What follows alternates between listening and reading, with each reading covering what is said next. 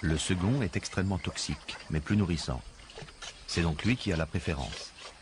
Sa consommation nécessite d'éliminer l'acide qu'il contient. Lavées à grande eau, les racines sont soigneusement pelées.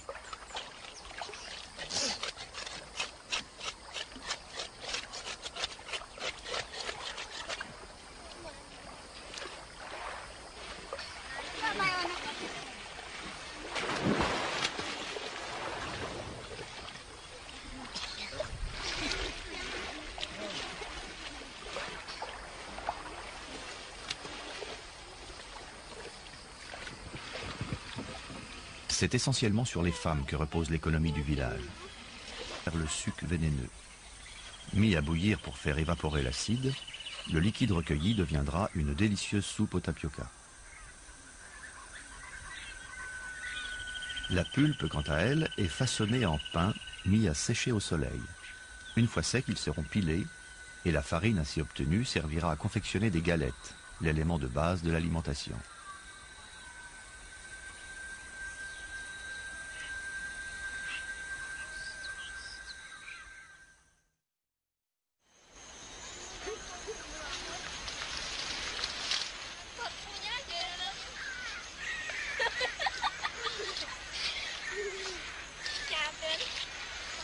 Quand les femmes ne sont pas occupées à récolter ou à préparer le manioc, elles vont dans la forêt ramasser du coton sauvage.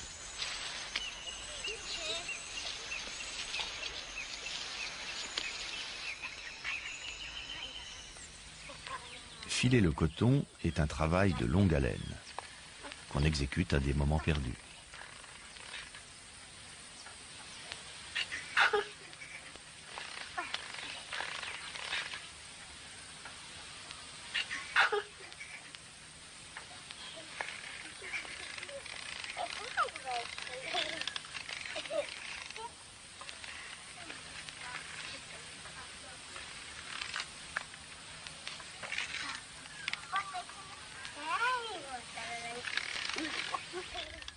Si le coton est filé, ce n'est donc pas pour faire des vêtements, mais pour tisser soit les ceintures dont les hommes se parent pendant les fêtes, soit les bandes qui protègent leurs genoux durant les compétitions de lutte.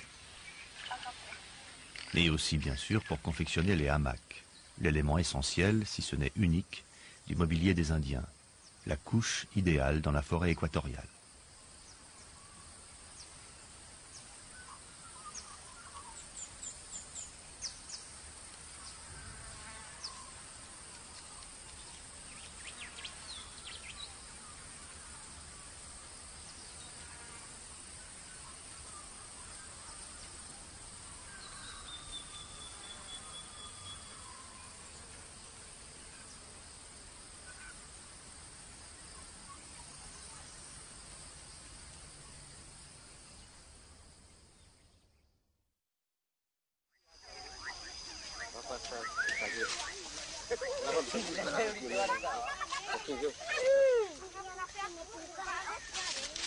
Un homme qui peint le corps d'une femme.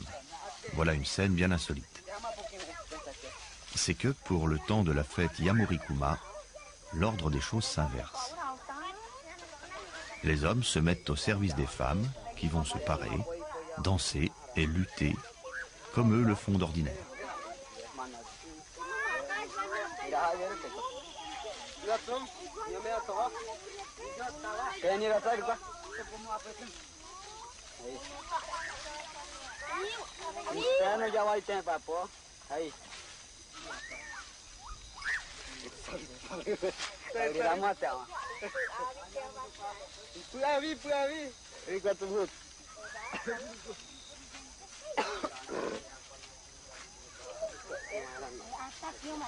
Peinture noire tirée des fruits du génipa, peinture rouge, des graines de roucou.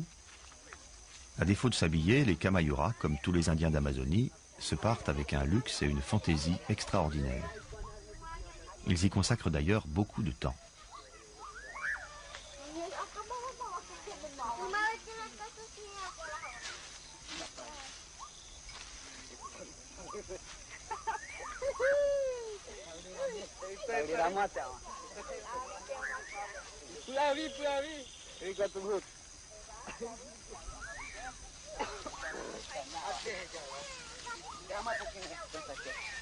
Papillons, serpents, armadillos, chauves-souris, poissons. Sous les mains expertes des hommes, les corps nus se couvrent de motifs symbolisant les animaux réels et mythiques qui peuplent la forêt et l'histoire des Kamayura.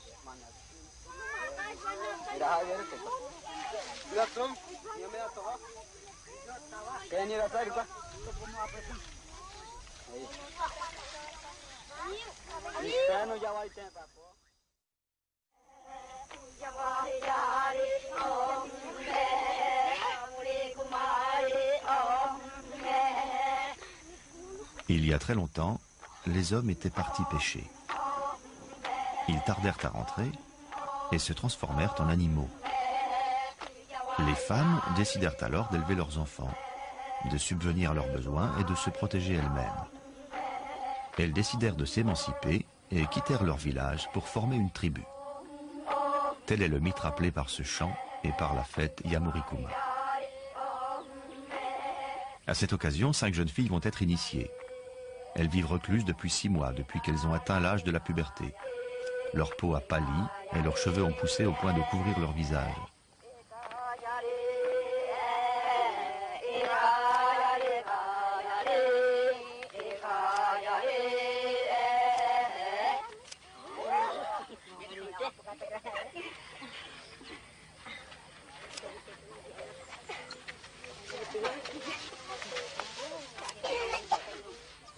Cette frange que l'on coupe est le signe que la fillette est devenue une femme et qu'elle peut désormais se marier.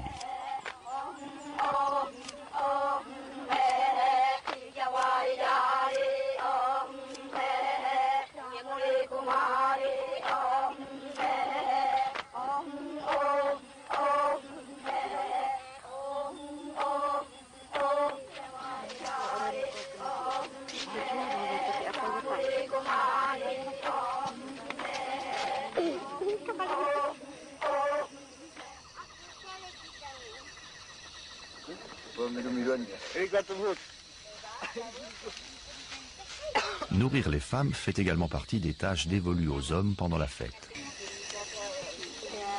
Une fois n'est pas coutume, les femmes feront la loi au village durant les 4 semaines que dure la cérémonie.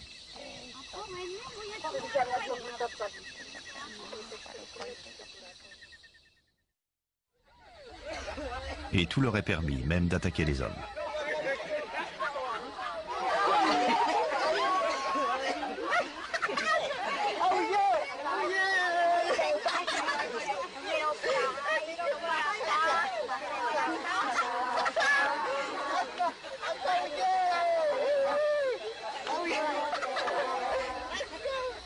Étrange attaque d'ailleurs que celle-là, où il ne s'agit ni de blesser ni de tuer, mais de chatouiller les victimes des pieds à la tête. N'importe quel homme peut en être la cible.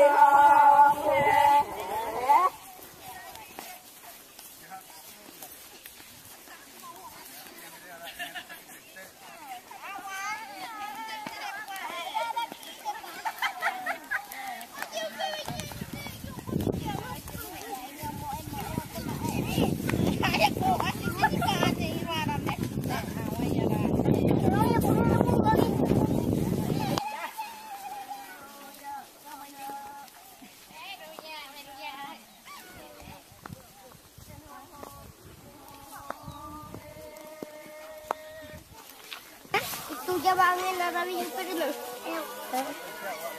Ako turiw, mama! Oh, mama, babiru.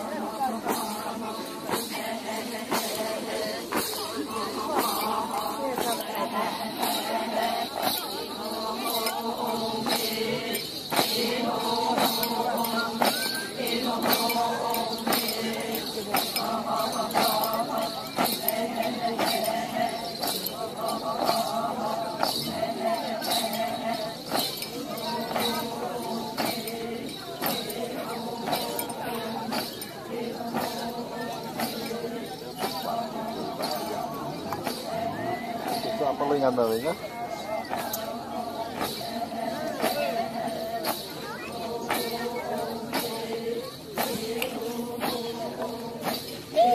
Katilang. Ini akan yang jadi deh. Ya terus.